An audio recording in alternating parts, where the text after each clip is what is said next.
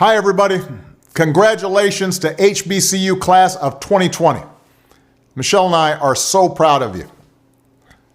Graduating from college is a big achievement under any circumstances. And so many of you overcame a lot to get here. You navigated challenging classes and challenges outside the classroom. Many of you had to stretch to afford tuition. And some of you are the first in your families to reach this milestone. So even if half this semester was spent at Zoom University, you've earned this moment. You should be very proud. Everybody who supported you along the way is proud of you. Parents, grandparents, professors, mentors, aunties, uncles, brothers, sisters, cousins, second cousins, cousins who you aren't even sure are cousins. Show them some gratitude today.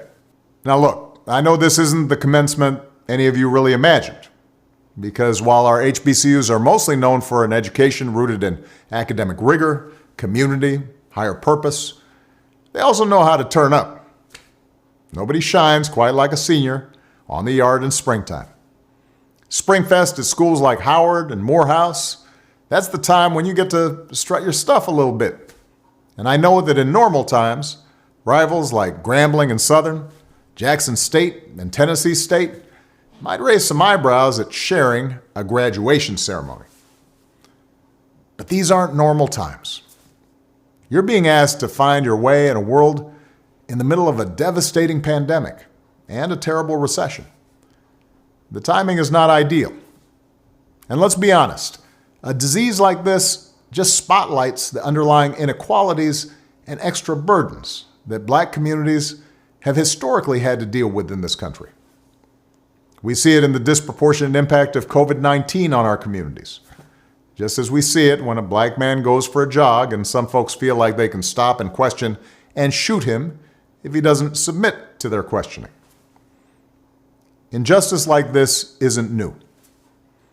What is new is that so much of your generation has woken up to the fact that the status quo needs fixing, that the old ways of doing things don't work, and that it doesn't matter how much money you make if everyone around you is hungry and sick.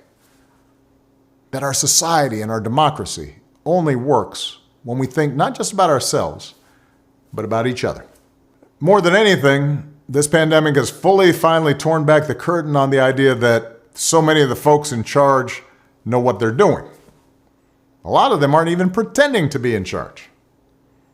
If the world's going to get better, it's going to be up to you. With everything suddenly feeling like it's up for grabs, this is your time to seize the initiative. Nobody can tell you anymore that you should be waiting your turn. Nobody can tell you anymore, this is how it's always been done.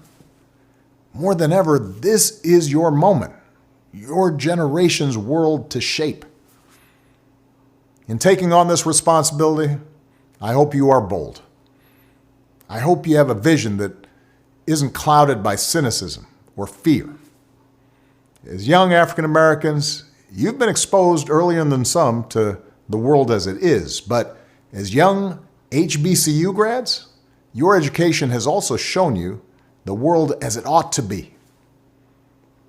Many of you could have attended any school in this country, but you chose an HBCU specifically because it would help you sow seeds of change. You chose to follow in the fearless footsteps of people who shook the system to its core. Civil rights icons like Thurgood Marshall and Dr. King. Storytellers like Toni Morrison and Spike Lee.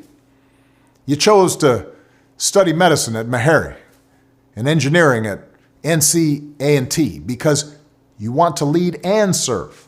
And I'm here to tell you, you made a great choice. Whether you realize it or not, you've got more roadmaps, more role models, more resources than the civil rights generation did. You've got more tools, technology, and talents than my generation did. No generation has been better positioned to be warriors for justice and remake the world. Now, I'm not going to tell you what to do with all that power that's in your hands. Many of you are already using it so well to create change. But let me offer 3 pieces of advice as you continue on your journey. First, make sure you ground yourself in actual communities with real people, working whenever you can at the grassroots level. The fight for equality and justice begins with awareness, empathy, passion, even righteous anger. But don't just activate yourself online. Change requires strategy, action, organizing, marching, and voting in the real world like never before. No one's better positioned than this class of graduates to take that activism to the next level. And from tackling health disparities to fighting for criminal justice and voting rights, so many of you are already doing this. Keep on going. Second, you can't do it alone. Meaningful change requires allies in common cause. As African Americans, we are particularly attuned to injustice, inequality, and struggle, but that also should make us more alive to the experiences of others who've been left out and discriminated against. So rather than just say, what's in it for me, or what's in it for my community, and to heck with everyone else, stand up for and join up with everyone who's struggling, whether it's immigrants, refugees, the rural poor, the LGBT community, low-income workers of every background, women who so often are subject to their own discrimination and burdens and not getting equal pay for equal work. Look out for folks whether they are white or black or Asian or Latino or Native American. As Fannie Lou Hamer once said, nobody's free until everybody's free. And on the big unfinished goals in this country, like economic and environmental justice and health care for everybody, broad majorities agree on the ends.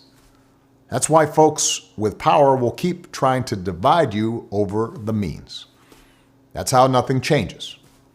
You get a system that looks out for the rich and the powerful and nobody else. So expand your moral imaginations. Build bridges. Grow your allies in the process of bringing about a better world. And finally, as HBCU graduates, you have to remember that you are inheritors of one of America's proudest traditions, which means you're all role models now, whether you like it or not. Your participation in this democracy, your courage to stand up for what's right, your willingness to forge coalitions, these actions will speak volumes. And if you're inactive, that will also speak volumes. Not just to the young folks coming up behind you, but to your parents, your peers, and the rest of the country. They need to see your leadership. You're the folks we've been waiting for to come along. That's the power you hold, the power to shine brightly for justice and for equality and for joy. You've earned your degree. It's now up to you to use it. So many of us believe in you. I'm so proud of you. And as you set out to change the world, we'll be the wind at your back. So congratulations, class of 2020. God bless all of you.